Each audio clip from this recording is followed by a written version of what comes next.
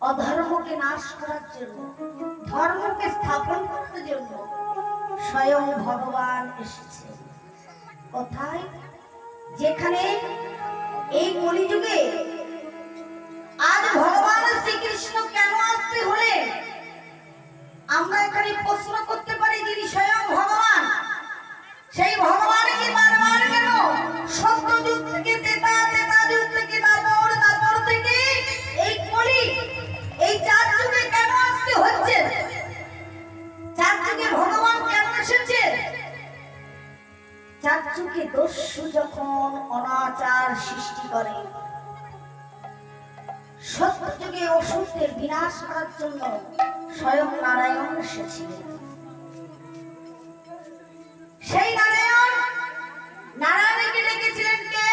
দেবতারা যখন কেউ থাকতে পারছিলেন না মা, এই ধরাধামে তারা কেউ বসবাস করতে পারছিলেন না। কেন? ওই একমাত্র অসুরের জন্য। কোন অসুর? না, কংসাসুর। সেই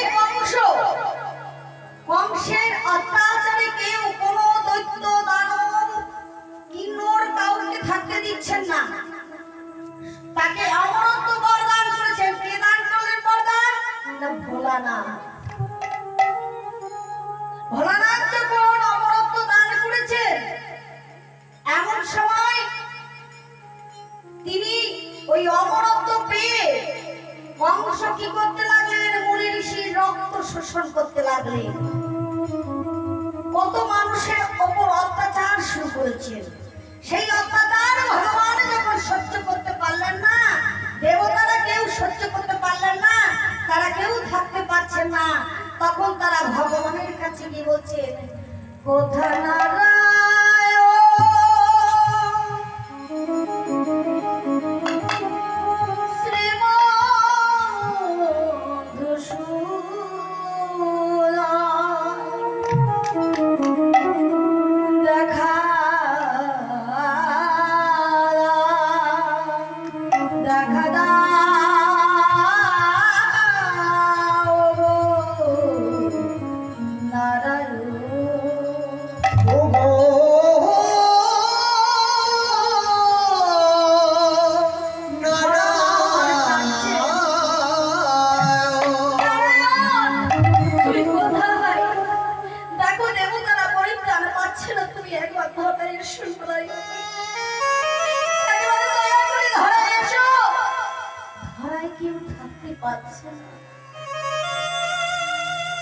প্রভু নারায়ণ জিজ্ঞেস করলেন, কার এত বড় দুঃসাহস?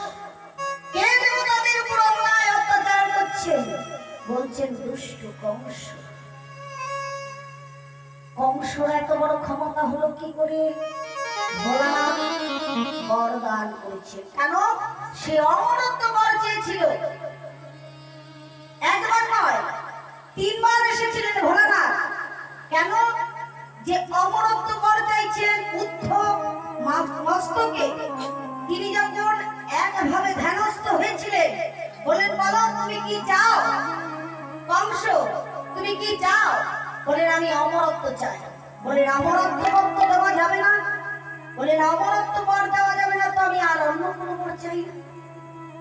যখন কোনো বর চাইলেন না, বারবার অমরত্বের বরে তিনি প্রার্থনা করছেন, তখন বলেন, বেশ, তোমায় আমি অমরত্ব বরদান করলাম, কিন্তু যেদিন তোমার অধর্ম অধিক হয়ে যাবে, সেদিন তোমাকে নাশ করার জন্য দেবতা ছাড়া কেউ পারে না। এ কথা যেই না বলেছেন মা, এমন সময় কংস অমরত্ব বর পেয়ে দেবতাদের উপর অনাচার সৃষ্টি করেছেন। দেবতারা কেউ থাকতে পারছে না, তারা নানান দিকে ছুটে বেড়াচ্ছে আর বলছে, রক্ষা করো মানে রক্ষা করো। বলেন, কে দিয়েছে বর? বলেন, ভোলানাথ। ভোলানাথের বুদ্ধি অনেক, কারণ সে তো ভাঙর ভোলা। বর দেওয়ার সময় দিয়ে দেয়, কিন্তু সামালতে পারে। বললেন, বাবা ভাঙর ভোলা। সত্যি ভোলানাথ কিন্তু অল্পতেই সন্তুষ্ট, কেউ যদি 5টা বেলপাতা দিয়ে একটু নয়নের জল দিয়ে ভোলানাথকে ডাকে, মা সন্তুষ্ট হয়ে যায়। অন্য দেবতাকে পেতে কষ্ট হয়, কিন্তু নারায়ণকে পেতে, ভোলানাথকে পেতে কষ্ট নেই। তাই ভোলানাথ অল্পতেই সন্তুষ্ট। সেই ভোলানাথ জানো আরেকবার বর দিয়েছিল কাকে? আরেকবার বর দিয়েছিলেন আরেকটা অসুরকে। যখন বর দিয়েছিলেন এমন সময় সে বললেন, গুরু করেছি। ওমা, গুরু যদি করেন তাহলে গুরুকে পরীক্ষা করবেন না? তা গুরু করেছেন, গুরু করলে তো গুরুকে পরীক্ষা করতে হবে। ভোলা হচ্ছে গুরু না। সেই গুরুকে বলছেন, যদি আমি এমন বর পাই যার মস্তকে হাত দেবো সে যেন ভস্ম হয়ে যায়। তার নাম হলো কি? ভস্মাসুর। সেই ভস্মাসুর বললেন, আমাকে যে আপনি এত সুন্দর বরদান করলেন, আমি কি করে জানবো আমার যে গুরু মন্ত্র নিয়েছি এটা আমার উত্তীর্ণ হব? একবার কুন্তিও পরীক্ষা করেছিলেন সূর্যকে, যে সূর্য ধ্যান করছিলেন। সূর্য ধ্যান করে যখন সূর্যকে লাভ করেছিলেন, সূর্যকে লাভ করার পর বললেন যে তোমাকে যে আমি পেয়েছি আমি জানবো কি করে? কি করে জানবো? তাই সূর্যকে পরীক্ষা করার জন্য আজ কুন্তি কি করেছিলেন? বলেছিলেন, হে সূর্যদেব তুমি প্রকট হও, তোমার সঙ্গে আমি মিলন করতে চাই। সেই সূর্যদেব যখন এসেছিলেন, সূর্যদেবের সঙ্গে কুন্তির কিন্তু মিলন হয়েছিল। কুন্তির গর্ভে জন্ম নিয়েছিলেন কে? না কর্ণ। তিনি আইবুড়ো ছিলেন। আইবুড়ো অবস্থায় যদি কারো কোনো মেয়ের গর্ভে গর্ভ থাকে তাহলে কি করতে হবে মা? সেই গর্ভ কি করে ফেলবেন বলুন তো? লোক সমাজে মুখ দেখানো যাবে কি মা? কোনো আইবুড়ো মেয়ে যদি গর্ভ হয় তাহলে সেই গর্ভটা কি করবেন? কুন্তি চিন্তায় করবেন, আমি পরীক্ষা করতে গিয়ে কি করলাম? আজকে আমার গর্ভ, এটা আমি কি করে, আমার এই গর্ভের সন্তান আমি কোথায় কিভাবে পাঠ করব? আমি এখন কি করি? ভগবানকে বলে নিজের সূর্যদেব আমার উপায় বলে দাও। তখন তিনি কর্ণের পথে কর্ণকে জন্ম দিলেন। সেই কর্ণের পথে হয়েছিলেন বলে তার নাম হলো কর্ণ। তাকে ফেলে দিয়েছিলেন। তাহলে দেখুন পরীক্ষা করার কি গুণ। সেই রূপ ভস্মাসুর বললেন, আপনি যেমন বললেন আমি উত্তীর্ণ হব, আমি কি করে বুঝবো? আপনার মাথায় হাত দিয়ে আমি পরীক্ষা করে দেখি। ভোলানাথ বললেন, ও বাবা না, আমার মাথায় হাত দিলে তো আমি ভস্ম হয়ে যাব। ভোলানাথ ছুটতে রইলেন,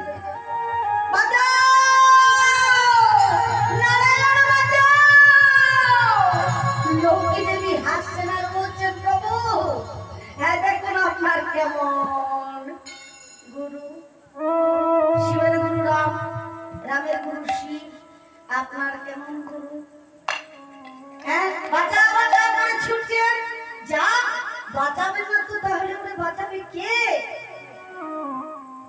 বললেন, দেখলে বর দেওয়ার সময় দেয় কিন্তু বাঁচাবার সময় নারায়ণ নারায়ণ চিৎকার করতে থাকে। তখন ছুটতে ছুটতে এসেছেন নারায়ণ কোথায়? কিভাবে? একটা নারীর রূপ ধরে। নারীটিকে মোহিনী, মন ভুলিয়ে রাখতে পারে। সেই মোহিনীর রূপ ধারণ করে যেই না ভস্মাসুরের সামনে এসে দাঁড়িয়েছে, ভস্মাসুর ভোলানাথকে ছেড়ে মোহিনীর রূপে পাগল হয়ে গেল। অসুররা নারীর রূপে বেশি। তাহলে তুমি কে সুন্দরী? এভাবে কথা দিয়ে দাঁড়িয়েছি কেন? বলেন, কেন দাঁড়িয়েছি জানো? হ্যাঁ আমি তোমার কথা দিয়ে দাঁড়িয়েছি। তুমি যখন পেছন পেছন ছুটছো কেন, কিসের জন্য বলো তো? ও সুন্দরী, ও কিছু নয়। আচ্ছা তুমি কিছু নয় বলছো, তাহলে আর পিছনে ছুটছো কেন? বলছে ছুটছিলাম কেন জানো? তুমি একটি বর দান করেছি। আচ্ছা আচ্ছা তুমি কি আমায় পেতে চাও? স্বয়ং ভগবান মোহিনীর রূপে বলছে, তুমি আমায় পেতে চাও? বলেন, হ্যাঁ। তোমার মতো নারীকে কে না চায়? এত সুন্দর রূপ তোমার। আচ্ছা আমাকে যদি পেতে হয় তোমাকে আমার সঙ্গে নৃত্য করতে হবে। নৃত্য করতে শুরু করলেন কার সাথে? না নারায়ণের সঙ্গে নৃত্য করছেন ভস্মাসুর। নৃত্য করতে করতে ওমা এমন নৃত্য করছেন, করতে করতে যেই না মস্তকে হাত দিতে বলেন মস্তকে হাত দিয়ে নৃত্য করো, যেই না মস্তকে হাত দিয়েছে ভস্মাসুর ভস্ম হয়ে গেল। সেই বুঝলে লক্ষ্মী, এই হলো ভোলানাথের কীর্তি। বর দেওয়ার সময় দেয়, কিন্তু বরটা দিয়ে সামলাতে পারে না। হরি বল হরি বল। ওমা এমন অনেক গুরু থাকে, দীক্ষা দিলেই মনে করেন বহুত কিছু করেছি, কিন্তু যার শিষ্যদের দেখতে হয় সেটা দেখে না। হরি বল। সেইরূপ ভগবান বলেন, বেশ শোনো, আজকে যদি ওই কংসকে ধ্বংস করতে হয় তাহলে আমাকে যেতে হবে গোকুলে। তাই তোমাকে কি করতে হবে জানো? শোনো, তোমাদেরকে সবাইকে এক এক করে কাউকে যদু বংশে যেতে হবে, কাউকে কিন্নর বংশে যেতে হবে, নানান বংশে সবাই চলে যাও। আমি যেদিন সময় হবে আমি সেদিন চলে যাব আমার মায়ের কাছে। আমার মা যিনি ধরাসতী ছিলেন তিনি হলেন যশোদা, আর দেবকী তিনি অনেকদিন ধরে উপেক্ষা করছেন আমাকে পাওয়ার জন্য। তাই আমি মায়ের কাছে যাব। লক্ষ্মী বলছেন, তারা তুমি আমায় ছেড়ে চলে যাবে? বলেন, হ্যাঁ লক্ষ্মী, ওই দেখছো না আমার মা কাঁদছে। তাই আজ সেই তাদের জন্য এত বড় সভার আয়োজন হয়েছে। কোথায়? না নারদকে পাঠিয়েছেন। কোথায় পাঠিয়েছেন মা? নারদকে পাঠালেন কংসের বাড়িতে। কংস তোমার বোনের বিবাহ দেবে না? কংস বিবাহের আয়োজন করেছেন কার সাথে? না দেবকীর সঙ্গে বাসুদেবের। কেন?